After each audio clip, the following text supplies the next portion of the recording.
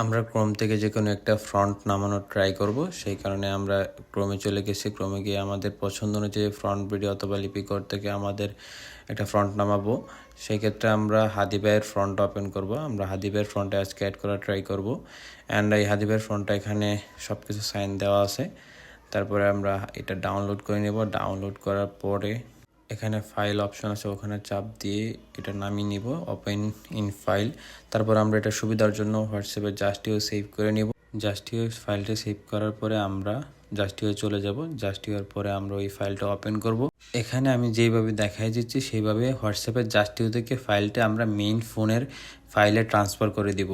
আমাদের মেইন ফাইলে ট্রান্সফার করার পরে এটা জিপ ফাইল আকারে থাকবে, সেই কারণে আমরা এই জিপ ফাইলটাকে মেইন ফাইলে ট্রান্সফার করে ট্রাই করব। তাই এই জিপ ফাইলটার উপর একটা ক্লিক করব, তখন এই ফাইলটা ক্যাপকাটে ইউজ করার মতো প্রস্তুত হয়ে যাবে।